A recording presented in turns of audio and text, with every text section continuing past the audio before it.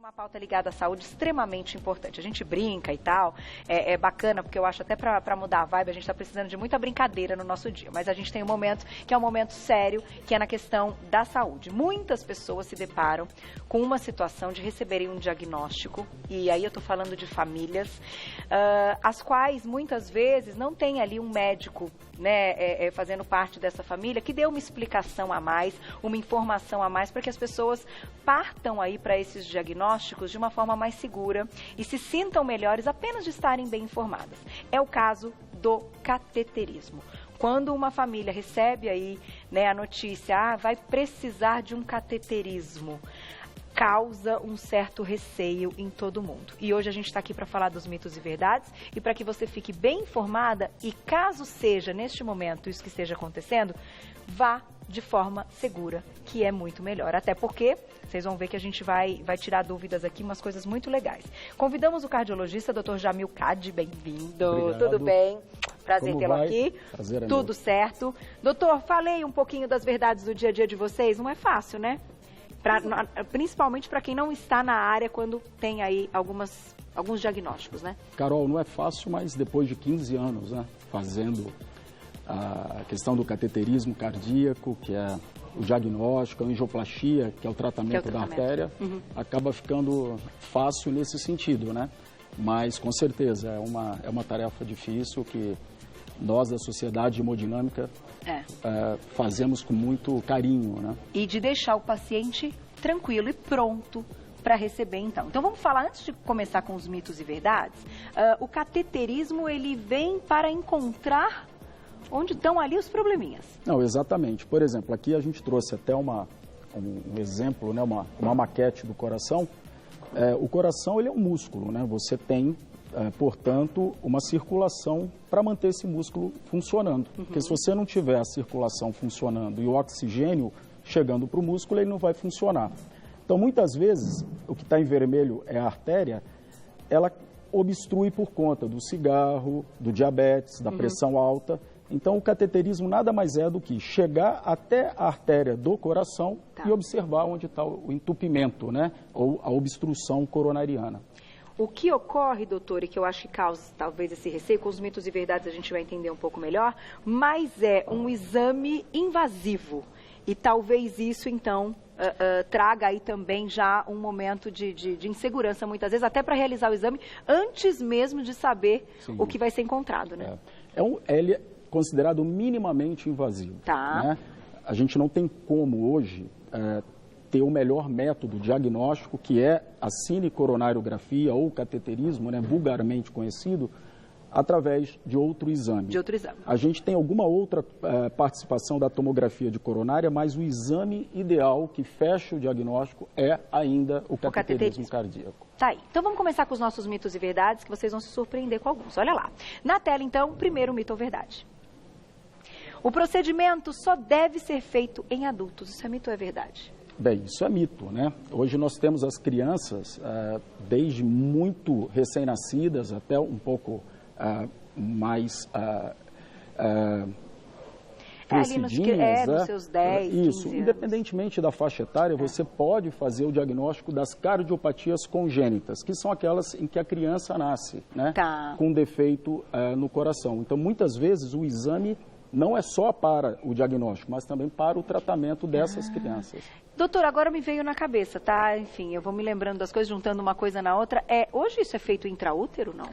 Ligado ao coração? A gente consegue, em alguns casos, por exemplo, de uma hipoplasia, de uma das cavidades do coração, a gente consegue hoje, intraútero, fazer uma dilatação dessa cavidade, para que essa criança, ao nascer, consiga sobreviver. Olha só que legal, gente, que fantástico. E tenha já nasça com mais chances. Sim, porque se não fosse dessa forma, a criança provavelmente não conseguiria sobreviver ao nascimento. E é o cateterismo ou é outro procedimento? Parecido com o cateterismo.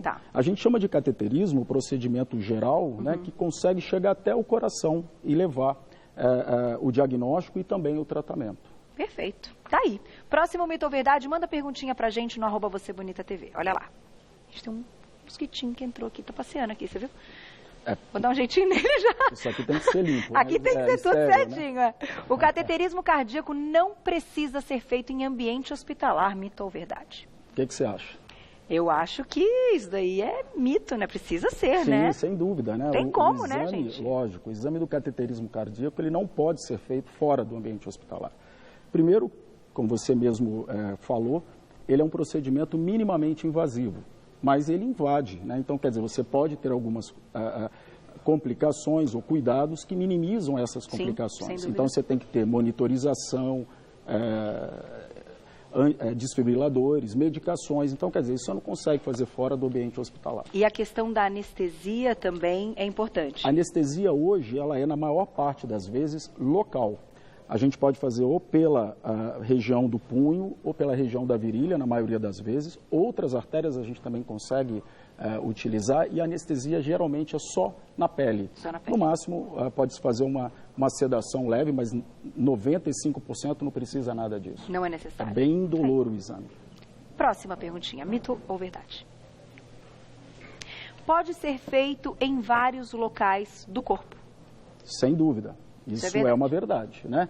O cateterismo hoje, a gente utiliza, até trouxe um dispositivo, né? Não sei se queiram mostrar, mas esse dispositivo, ele fica dentro da artéria do paciente. Para quê? Para que nós possamos, através dele, realizar o procedimento do cateterismo. Então, esse dispositivo, ele pode ficar ou na artéria do punho, que a gente chama de artéria radial, ou na região da virilha, para a gente conseguir ter acesso, então, à artéria e, consequentemente, chegar até o coração. Olha que legal. E queria que você mostrasse, então, aproveitando que você já mostrou isso aqui, o que você trouxe, né? Bem, em primeiro lugar, o catéter, né? O famoso catéter do cateterismo.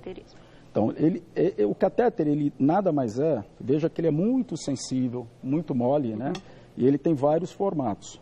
Você é minha assistente, estica um pouquinho aí. Vamos lá. O que acontece? Ele tem vários formatos. Esse daqui é um catéter de coronária esquerda, porque nós temos duas coronárias, coronária esquerda e coronária direita. E, consequentemente, quando nós chegamos na coronária esquerda, nós conseguimos, através dele, injetar o contraste, que é o famoso contraste com iodo. Sim. Por quê? Porque com o iodo injetando nas coronárias, você consegue observar o local do entupimento. E do que é? Que material? Isso tem, assim, um plástico bem molezinho, mas são várias camadas, ele é resistente a ponto dele não seccionar, ao mesmo tempo ele é mole. Isso aqui é uma tecnologia muito, muito importante. Muito legal. E o outro material que é muito perguntado frequentemente é a questão do stent do coronário. O que é o stent? O stent nada mais é do que uma molinha. Aqui ele está fechado, mas eu vou abrir aqui para vocês, não sei se vocês conseguem Aí ver. Já seria o tratamento. Aqui já seria o tratamento. Através desse stent que nós conseguimos, então, colocar na artéria do coração onde está o entupimento e desobstruir. Se você quiser, a gente pode fazer agora. Você quer ver? Eu vou colocar mais uma perguntinha Sem e a dúvida. gente já vai fazer. Eu vou preparando aqui. Mandem mensagem no @VocêBonitaTV, já tem perguntinhas do público. Próximo mito ou verdade na tela, que é exatamente o que você estava dizendo. Mito ou verdade? Tenho alergia ao iodo e não posso fazer cateterismo. Será? Será que é mito? Será que é verdade? Eu acho que a grande dúvida e o receio que está ali envolvido com a questão do cateterismo está ligado aí a essa questão do iodo, já a gente comenta. Vamos responder a perguntinha do mito ou verdade, ligada então a essa questão do iodo, que eu ainda acho que é, enfim, o que causa aí um certo receio. Então, aqui a gente está citando uma questão de alergia. É mito ou verdade? A pessoa não pode fazer? Essa pergunta é a clássica. Muito importante, né? Veja, você imagina se as pessoas tivessem alergia a iodo, não pudessem fazer um exame desse, né? Elas iriam, por exemplo, ter um infarto e não poderiam ser tratadas. Fazer nada. Então, é lógico que é um mito. Né? Mito. A gente pode fazer. Hoje, a quantidade de iodo que se tem num contraste é muito pouco. E você tem meios de evitar a alergia, né? Durante o procedimento. Então, você consegue, através de algumas medicações, você prevenir esse processo da alergia. Por isso que é muito importante informar ao médico que você tem alguma alergia a iodo ou não, porque é através dessa forma que ele vai prescrever a medicação para evitar que você tenha qualquer complicação. Caso a pessoa não saiba, não tenha se manifestado, não é uma alergia conhecida, ainda assim é muito seguro? Mesmo assim, ainda é muito seguro, né? Eu acho que assim, já faço isso há 14 anos, 15 anos. Para falar a verdade, eu vi muito poucos casos, né? Geralmente o paciente sabe. né? E, geralmente, na primeira angiografia, com a injeção do contraste, você já observa que o paciente fala, doutor, estou com uma coceirinha. Ah, e aí você já tem para, um tempo. suspende e faz a medicação. Por isso que tem que ser feito em ambiente hospitalar. Perfeito. Em lugares conhecidos, com profissionais habilitados, né, pela Sociedade Brasileira de Hemodinâmica, que é uma sociedade que rege toda a especialidade. Então, tudo isso tem muito seguro, viu, Carol? Tá aí, não é importante a gente falar a respeito do assunto, até para tirar as dúvidas e, como eu disse, o receio, né? Estar seguro, estar bem informado é o melhor jeito. Vamos colocar agora a perguntinha do público, Gláucia? E já a gente vai, então, para o procedimento que a gente vai fazer aqui. Vanessa, obrigada, um beijo para você. Quais sintomas, então, seriam comuns para que seja solicitado o cateterismo? Boa pergunta. Quando ele é solicitado? É boa pergunta e muito ampla, viu, Vanessa? Porque, assim, você não tem um sintoma único, né? Assim, a maior parte das vezes, você tem a questão da angina, da dor no peito, do infarto. Esse é o carro-chefe hoje do laboratório de cateterismo cardíaco. Mas você pode ter problemas valvulares, né, nas válvulas cardíacas, quando a válvula cardíaca ela tem um entupimento, a gente chama de estenose, você consegue hoje, através do catéter, desobstruir as válvulas. Então, quer dizer, não existe um sintoma único. Então, cansaço, fadiga, falta de ar, dor no peito, são sintomas que podem levar você ao médico e o seu cardiologista que vai pedir o cateterismo baseado em outros exames, como ecocardiograma, teste ergométrico, entendeu? Então, uma junção. É uma junção de fatores. E né? Até de queixas, muitas vezes, sem dúvida, como você comentou, né? A questão de sobrepeso também influencia quando o paciente também é fumante. São fatores de risco, né? Também. Então, cigarro, diabetes, pressão alta, colesterol alto, né? O sobrepeso, o sedentarismo são fatores de risco para o entupimento que vai levar ao infarto ou à angina, que é a dor no peito, né?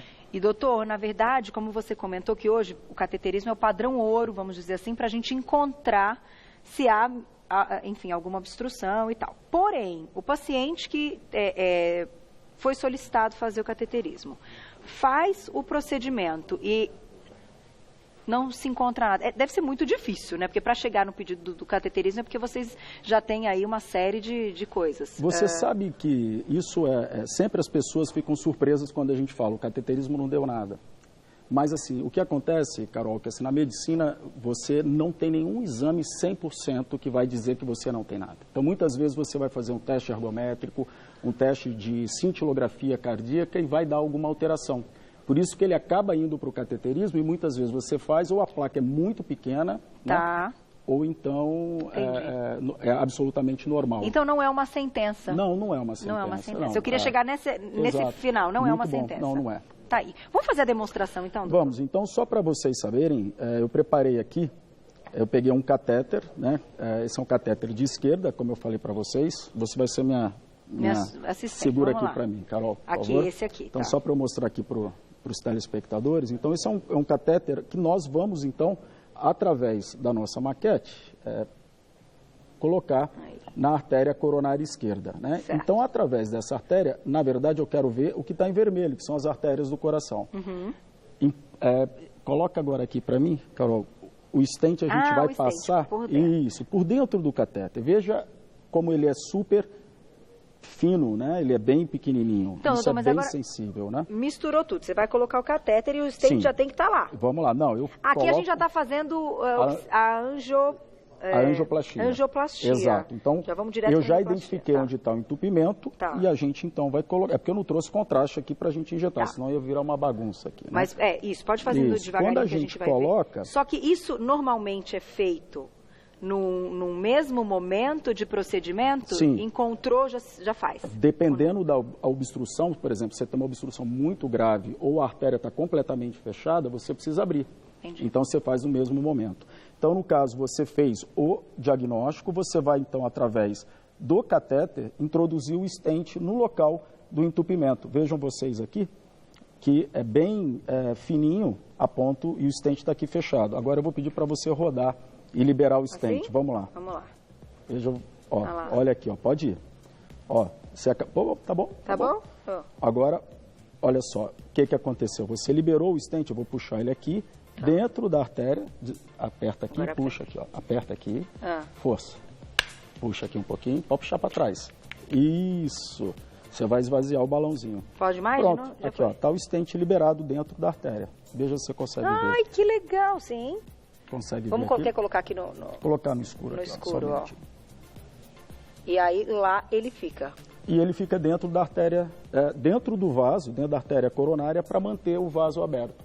Então, aonde tinha um entupimento, você vai colocar por dentro da luz da artéria essa molinha, que a gente chama de stent, e ela pode ser de vários tipos, né? Hoje, na maior parte das vezes, a gente usa um stent que tem uma medicação dentro para evitar que haja um novo entupimento no local. Ah, que interessante. Então, doutor. evoluiu muito. Mas em algumas situações, mesmo que vocês verifiquem que tem pontos ali de entupimento, caso não seja um momento urgente, o paciente Sim. pode programar essa cirurgia. Não, a maior parte das vezes é o que nós fazemos. Quer dizer, a gente sempre discute o caso com o cardiologista que pediu o exame, com a família, com o paciente.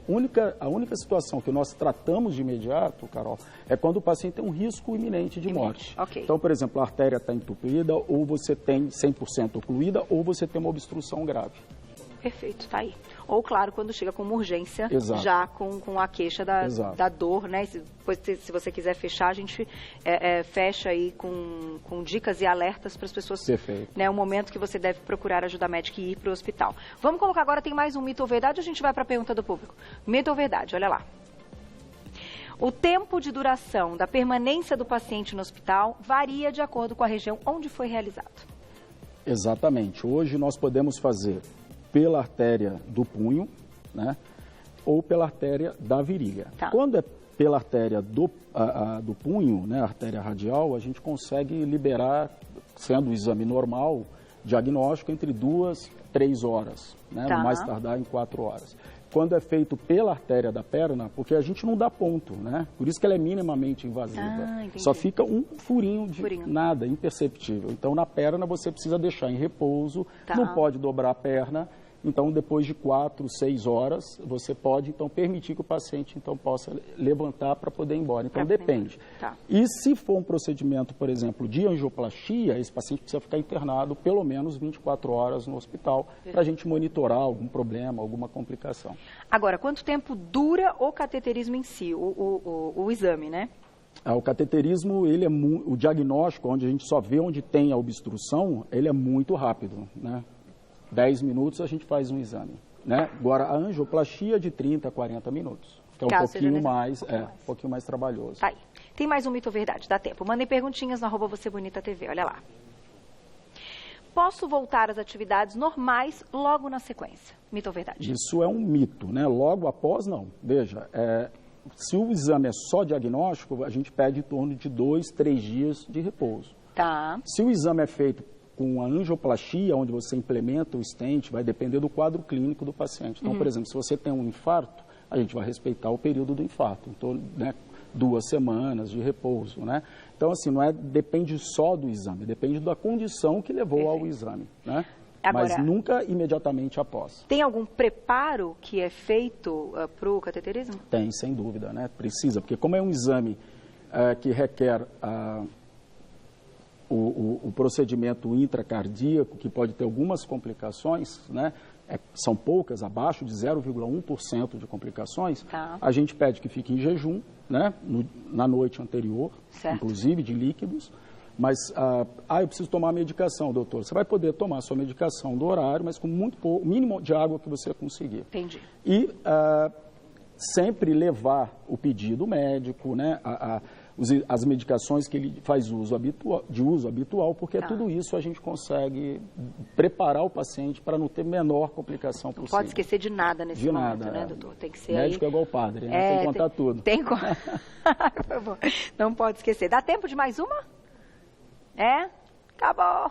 Deixa eu pedir, agradecer. Quem mandou perguntinha, doutor, volta para a gente falar mais do assunto. O assunto, gente, esse tipo de assunto é tão importante para quem não é da área médica, estar bem informado. Eu acho que isso, assim, é tão fantástico, saber exatamente o que vai acontecer com você ou com alguém da sua família, caso seja aí, né, solicitado o exame. Então, quem quiser saber mais, vou deixar um site para vocês, que é o www. Do que é esse, doutor? Esse é o site da Sociedade Brasileira de Hemodinâmica e Cardiologia Intervencionista. Então, sbhci.org.